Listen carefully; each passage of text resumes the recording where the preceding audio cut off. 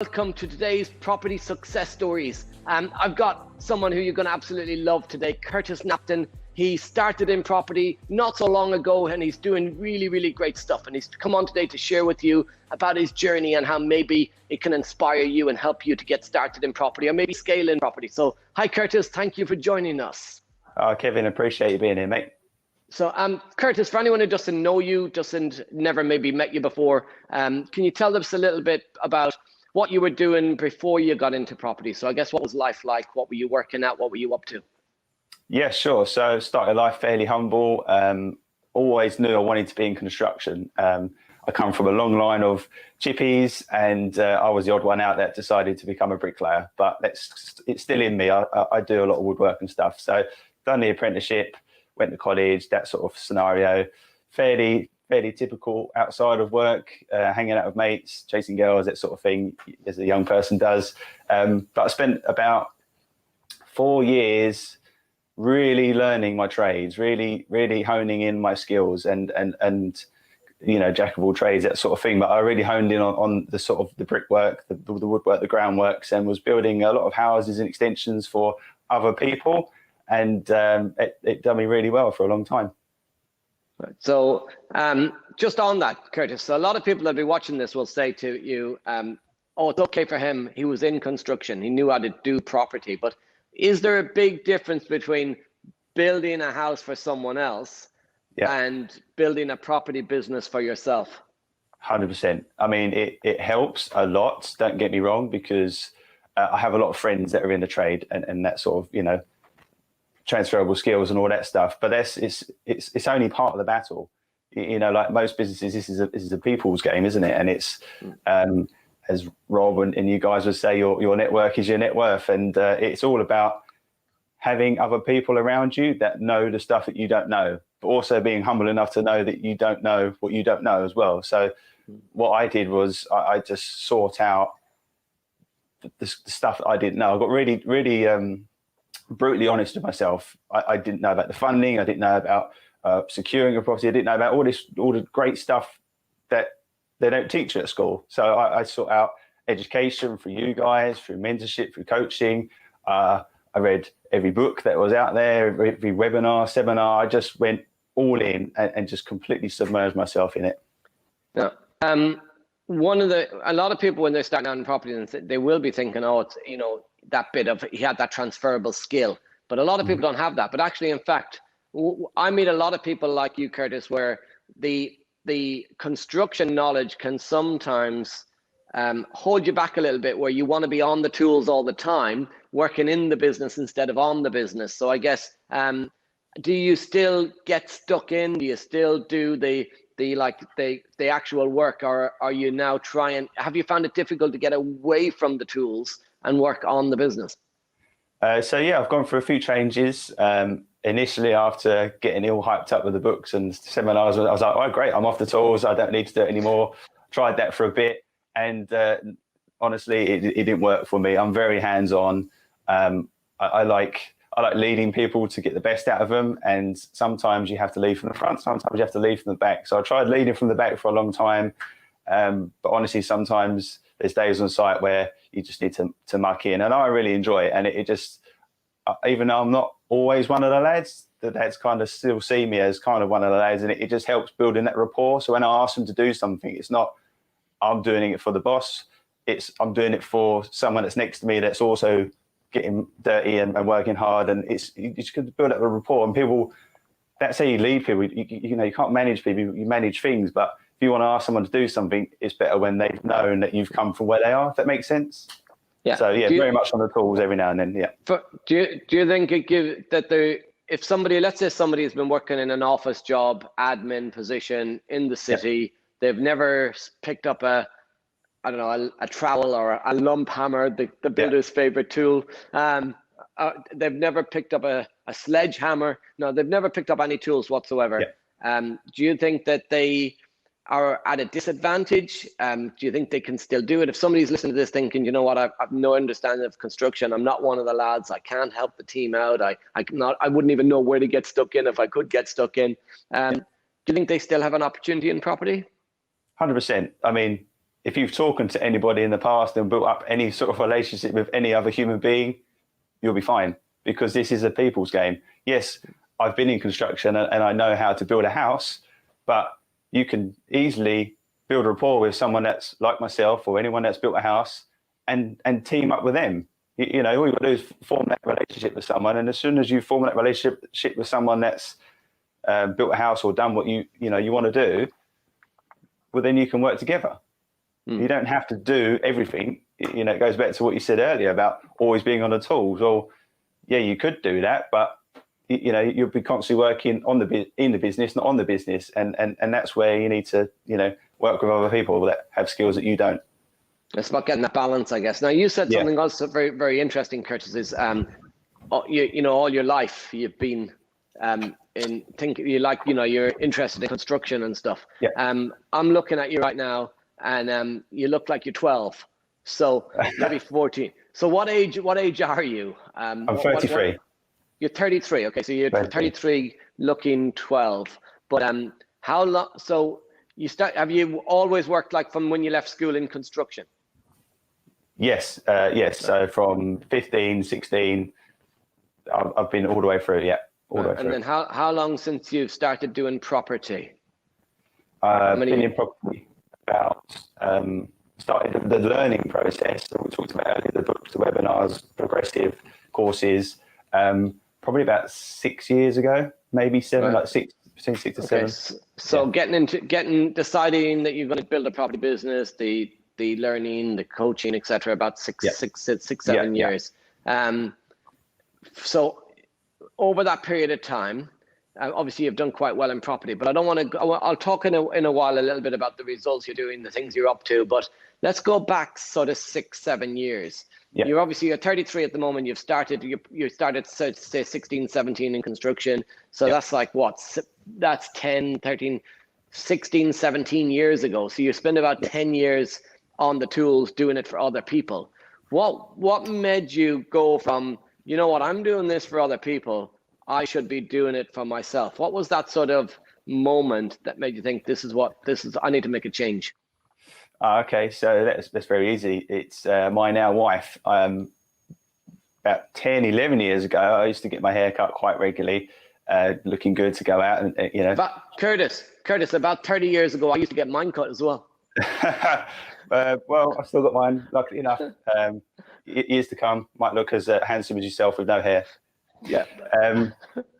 Yeah, I used to get my hair cut every 2 weeks and to try and chase the other girlies and all that stuff. But there was this one hairdresser at the particular barbers I went to, and to me, she was the most good-looking person I've ever seen, and everyone else thought so. She was always the hot hairdresser that everyone wanted to go out with, but I never had the sort of guts to go and ask her out. And I was that cheeky chappy that eventually did ask her out, and I eventually started getting my hair cut every week just to try and spend a bit more time with her. But yeah, as far as I'm concerned, she had seen. You were going in for haircuts every day, weren't you?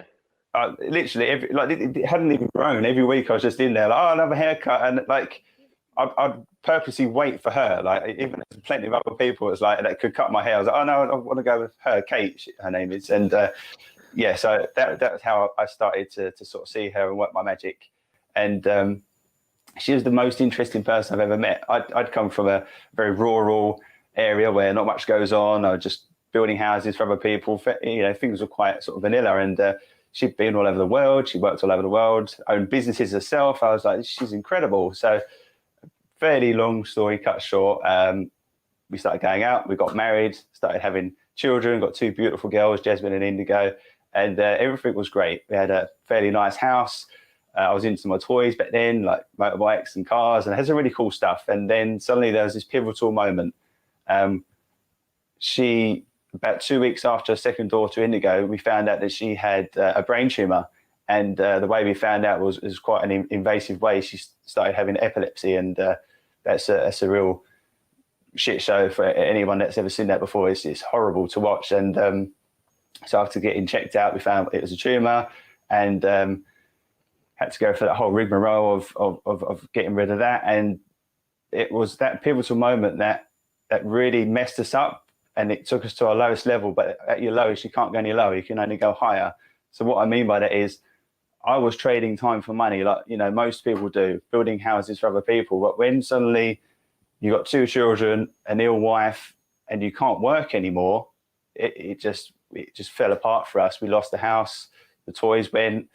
I was having more and more time off work, and in the end, we ended up, our last sort of few £1,000s, we bought a caravan on a caravan site, and you know, very low overheads there. So we just moved in out of the house into this caravan and just started again, really. And I just thought to myself, how on earth can I still provide for my family, my daughters, my wife, my mum at the time as well? She was very ill, and not have to trade time for money. And then I read a book one day called Rich Dad Poor Dad, and just how basic and simple that very is. Just the, you know, assets in, liabilities out. I just thought, this is it. And that's when I started really consuming knowledge at a very obsessed rate. I was reading every book, attending every seminar, courses, anything like the free stuff, anything I can get my hands on at the time, and just slowly started working my way through. And that was our pivotal moment into property. So that's got to be like a really, really difficult experience. I've no idea what that could have felt like, and I hope I don't know. But for many people who are listening, and many of our audience, they will have experienced similar to that. And for a lot of people I meet, they talk about the sort of the life-changing moment, the pivotal moment. So what was the sort of, you started reading books, you started doing stuff. What was the sort of then the first sort of property deal that you did, to get, first of all, I guess obviously you said like to get over that, so she's all okay now? Is she, everything's like everything's okay now? Yeah. So it took a long time, but we're okay now. Yeah, thank you. And then, so I knew that, but just for the audience, make sure the audience do as well. So moving forward from that, you had you had this stuff going on. The whole world changes around you. You decide you're going to make a change. Obviously, property, I guess many people say, well, why property? Why not something else? But I guess the reason for property was that because you were already sort of in it, but doing it for other people. It was an easy transfer. What was your thought? Why did you choose property as the asset class over maybe, you know, stocks and shares or something else? For me, property was more of a sideways movement. I thought I'm building houses for other people. It just made sense that, okay, maybe I could build a house for myself or build a house for someone and do some sort of joint venture with them. Like I was very young and naive in the property world, and I was learning all these different sort of strategies, and I was just trying to find my feet as to what worked for me. And what sort of, there's loads of different property strategies out there, from single let, buy to lets, houses in multiple occupations, serviced accommodation, commercial conversions. So what did you start off doing? What was the sort of the first deal?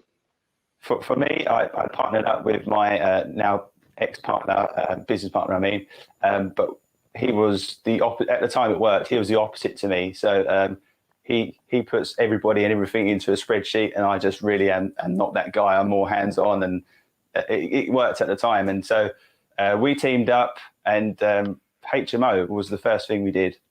8-bed HMO, straight in the deep end, and it was great. It was a great first deal because we bought it really cheap. It was a big townhouse in a seaside in Felixstowe, so like a seaside sort of resorty town, and it was massive. Great big Victorian house, easy to split up, lots of natural light, and we bought it for like 232. And renovated for about 70, and just remortgaged it about 450. So great first project. Okay, so you bought it for 232. Yeah. Plus some fees and stuff. I get you. So you're in for 240. You spent how much on the refurb? About 70, something like that. 70. So you're in at say 310-ish, and you got it revalued at 450. Yeah. Yeah. So over 100 grand of equity added, 140 odd grand of equity. All money out. Right. So that's better than a job, right? Yeah, 100%. That's when I knew. Like in theory, I heard the stories, I knew the sort of strategies behind it, but until you actually do it and you see the results, that's when you get like that light bulb moment. It's like this stuff works, and that was it for me. It was like property works. for a lot of people at the moment, you see them saying they're worried about a crash in the property market, or what if the market goes down? And what they're kind of focused on, I feel sometimes, is that they're trying to buy a 240 house for 240 when it can do nothing to it. But what you've actually done is, when you take a property and you spend 310 in total and you make it worth 440, 450, even if the market drops from 440, 450 to 400, you're still up 90 grand. You're still up. So what would you say to anyone who's listening to this, that's sitting at home going, I'd love to get into property, but I'm going to wait for the crash. I'm going to wait for something to happen. What would you say to somebody who's got that sort of thought process? I love sayings and analogies, and I think the best one to suit that is the best time to plant a tree was 20 years ago. The second best time is now. I mean, property, when you get into it, the history of it, I think it was Doomsday's book was the first time they started, doing a writing about property. And actually, every 10 years, averagely it doubles. So yes, it's got highs and lows, but averagely every 10 years, house prices double. And if you've got that in your head, well, even if you did buy a bit too high, which we don't want to do, but even if you did and you just held on to it long enough, it's always going to correct itself. It's always going to work out. It's the only asset class where every wealthy person in the world, even if they've got nothing to do with property primarily, they're hedged their bets with property. That they'll always have that within their assets. It's just amazing. I love it. Awesome. So you've got your first HMO, you've got up and running, you've gone, wow, I get it now. This is what I need to do. So what have we been doing up to since? So are you still just doing HMOs? Have you done other stuff? What sort of projects have you done? And what are you working on at the moment? So since then, we've no more HMOs, but moved on to developments, refurbs, like flat conversions, that sort of stuff, and just really expanding on my already skills. So yes, okay, I come from a construction. So when it came to the refurbishments and the developments, that was my bread and butter. And that's when I really went to work. Our biggest one, I suppose, today is we developed 4 houses. And at the time, I'd seen it. I've been driving past it, one of those ones, driving past it and thinking that needs doing, and nothing was happening. And then eventually I went to speak with a vendor, realized that it's been on the market for nearly 3 years now. So if you know planning usually lapses after about 3 years. 2 people have gone in there and spent some money on it and tried to make it work and couldn't make it work, and they've gone. So I've managed to stumble across these people at the perfect time. The planning was about to lapse. Other builders had tried it and buggered off. And I just thinking outside the box, I just knew I could help in a way. I didn't know at the time, but I just knew I could. And I sat down and thought about it. And what it was, there was a brook running through the gardens. And it put off these builders. They tried and it just didn't work. Even though they had planning for houses to be on this side of the brook, this brook still went through the gardens. And that put it off for them. And for me, I thought, you know what? This is actually what's going to sell these houses. I'm going to make a feature of this. So that was in my head. Even when it was a patch of dirt, I knew exactly what these houses were going to look like. I knew what I was going to do to get over the brook and how to make this a feature. So fairly typical semi-detached houses. But then I put a sud system driveway in. So basically it collects all the water, rainwater on the outside. And then on the rear, I put composite decking with arched bridges going over the brook. So now we've turned this what was a deal killer for many into an actual feature. It turned out really up. So we pushed up seeding prices. Like there's a Taylor Wimpey site literally just behind it, selling hundreds of really nice houses. So here was our biggest competitor, but yet we were selling houses quicker and for more money than what they were, just because I built up the value in what you get for your money rather than like currency. You get more value. You've touched on a few really, really valuable points for our audience today. Well, one is obviously adding value, which is something we always talk about, is the buy, refurbish, rent, refinance, and add value. But then also the creating lumps of cash through developments. But really key point there is the spotting things that other people don't see, and looking at it. It's like that saying of observe the masses, do the opposite, spot the thing that others aren't seeing. So has that been something you've always done in terms of looking at stuff? Is there in the types of developments you're looking for, are you looking for the sort of the things that other people are overlooking, or are a lot of people think, I think what I'm trying to get, a lot of people are trying to compete with other people to buy something and they're overpaying. So do you try and stay away from the competition and look for the stuff that everyone's avoiding to try and get that extra edge, that extra angle? Or what are you looking for when you're going out? Let's say you're looking for your next development tomorrow morning. What are you going looking for? I don't like competing. I'm very competitive, but with myself. And I like this sort of phrase, rather compete, I'd rather dominate. And by dominate is by adding value. And that's what I look for. I look for outside the box thinking, how can I increase the value to a point where it's an absolute no-brainer of a deal? And that's what I look for. I look for different strategies, different exits. Like if I'm going to take something on, I'm not just honing in on one exit just to sell it. I want to know that it works to sell, that it works to rent, that it maybe works to sublet. Like I need to know that it's got different exits, and building up that value by thinking outside the box. Awesome. So another thing people might be listening in and looking at, because I'm taking it from the audience point of view, I was thinking, wait a second. He said he had to move into a caravan, that he had to let go of the house, that the cars, the all the nice stuff, yet he was still able to get started in property. So did you create all of this with your own savings, or how have you funded some of this stuff? No. In the beginning, it was quite hands-on, but I was able to get people to invest in me. So, I can tell a good story, but also I know what I'm talking about when it comes to construction. So when it comes to funding or asking for money, people believe in what I can do. I can show past stuff. But if for people listening, okay, you don't always have to start with your own money. You can use other people's money if you know what you're doing. So get educated. That is, in theory, you know what you're doing. Partner with someone that's done it before. They know what they're doing. So combined, if you don't have any construction experience, you know what to do from a strategy point of view. Teaming up with a construction person, they know what to do from a physical point of view. So together, you are investable. You are an entity that's worth investing in because you can do what you say you're going to do. Absolutely. So what's next? So obviously you've been doing this for a few years. What's next? What is the next sort of 3 to 5 years going to look like for Curtis? From a business point of view, I'm definitely changing the way we do things. I've, like I say, been in construction for 16, 17 years now, and I don't like it, is the truthful answer. I don't like the waste. I don't like how unproductive it is and how expensive it can be and all that stuff. I like sustainability. I know that's where we're going to end up. I know that's where we're going.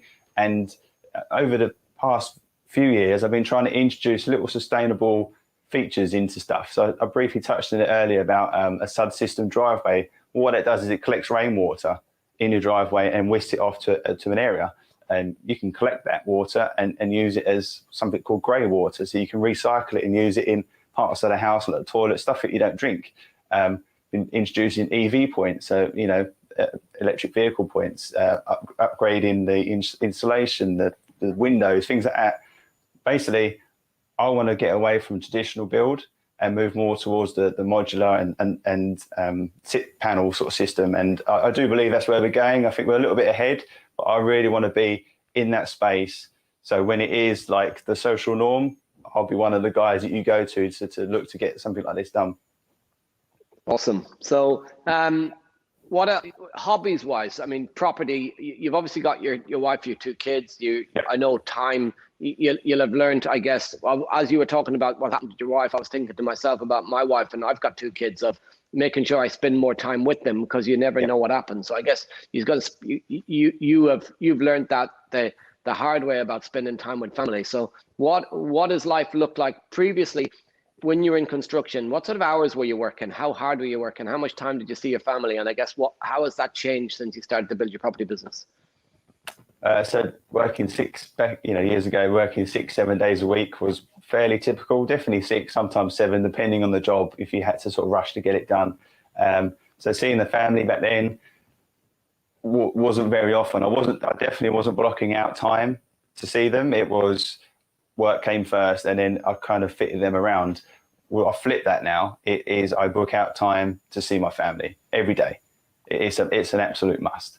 But saying that, I do spend a lot of time outside of work, but also away from the family. So I enjoy my sports. I do a lot of sort of competitive sports, like triathlons, things like that. But I also spend probably in the near future, probably up to 2 months away a year, because I'm part of actually something that's way bigger than me, which I will happily talk about. It's a project called Ice Warrior. Basically, I've been training for quite a few years now to become a polar explorer. And our flagship expedition is to a place mankind has yet to reach. And it's the center of the Arctic Ocean. It's called the Pole of Inaccessibility. And I've been training to go there on a scientific expedition to try and understand why the sea ice is depleting so fast. And I've name dropped because I have to. I work alongside people like NASA, the NSIDC. So these are the big names when it comes to climate change. And what I do, me and the team, is we're going to go out there on foot. It's going to take us about 80 days, about 80 miles. We're going to take very basic raw data, bring it back, hand it over to the guys that can work the magic at NASA and the NSIDC and the Met Office and all these big names. And they're going to work out why the sea ice is depleted so fast and understand how climate change is affecting the area and actually come up with a game plan of what we can do about it. And the only reason I'm able to do that, spend that much amount of time away from family and work and that, is because of property. Because like Warren Buffett says, you're not going to get wealthy until you figure out how to make money whilst you sleep. And in property, you can definitely do that. I'm glad I did this interview with you now, because I'm guessing there's no Wi-Fi out there. No, but we are going to work alongside a telecoms company and get the first live transmission. So hopefully. Oh wow! When do you think? Obviously, this takes you're not just going to go there. You've said you've been building up to this to get ready for it for a while. I'm thinking if I started now, I wouldn't be ready for that if I was dead. So how long till you're actually going? What's when will this be happening? It's been postponed for the past few years due to funding and COVID and things like that. So we have to get sponsorship. But the plans next time we attempt this is February. We have to go this time because it's sea ice. We have to go when it's the most rigid. So we leave end of February, March time. And so the next one is February, March. And then 80 days from then is when we arrive. Wow. And how big is the team? So it's actually split into 4 legs. Each leg is 20 days. And on each leg, there is 17 members. And I'm actually very fortunate to be trained by a very famous explorer called Jim McNeil.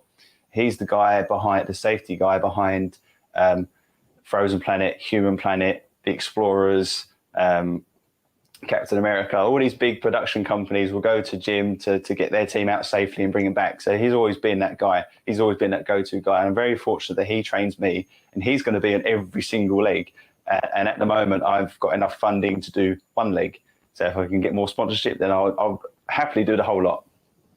So for anyone watching this and we're seeing like climate change massively affecting the world right now, and it's anyone who doesn't believe in climate change just needs to start believing in it, because it's happening with fires and storms and flooding. And London tube stations flooded recently. I mean, it's happening all around us. For anyone who wants to support this, who's looking to make a difference, who's looking to give back, climate change is going to be a huge thing. How can you mention sponsorship and stuff? How can people reach out? How can they help it with this? How can they support it? Literally Google. We are all over the internet. Icewarrior.com is our main website. If you search my name, Curtis Knapton, I'm all over Facebook. I've got a dedicated Facebook page called Curtis Walks on Thin Ice. On there, you'll see updates of the team, myself, where I'm going to be talking. I do a lot of talks for schools and colleges and workplaces, to help motivate people and just educate people as to what we're actually up to. So just Google us, you'll find us. Awesome. So really, really, really powerful thing you're doing there. I can't wait to see it happen, especially if you can do some of it live. That would be awesome. So I'll be keeping an eye out for that myself. So the first property viewing in the Arctic. Yeah, you could actually buy you could build a house out there while you're there. No, probably not. Yeah, So property, you mentioned there, the property's allowed you to do this, so it's given you the time, the freedom to do this, to spend more time with your family. What would you say to anyone who's sort of listening to this thinking, they've got something like that they'd like to get involved in, that they've got a charity or a goal or an aspiration or something they want to achieve in their life, or just that they want to be able to spend more time with their family and choose to do what they want to do. Whatever walk of life they're in, whatever position they're at, what would you say to anyone who's thinking, can I do property? Can I start in property? Is now the right time? What would you say to them? I would say, I like the analogy I told you earlier, that put your mask on first before you put it on someone else. So I would say, if you've got these aspirations to do stuff, that's amazing, but you do need to sort your home life out first. And I learned that, I'd say the hard way, perhaps, silver linings and all that. But I learned that, you need money coming in, even when you may not be able to earn money, if you're trading time for money, for instance. So I would definitely get that sorted out first. And I know for me, yourself, and plenty of other people on here, that property does that. Property allows you to have a bit of breathing room. Use that time to spend more time with family, or do those altruistic, like philanthropic things that you want to do, charity, sports, whatever. Like, it just gives you the time to go and do those things in a way that you won't do it half-assed, where you may have to try and do it around work. You can actually laser focus, get some really good stuff done.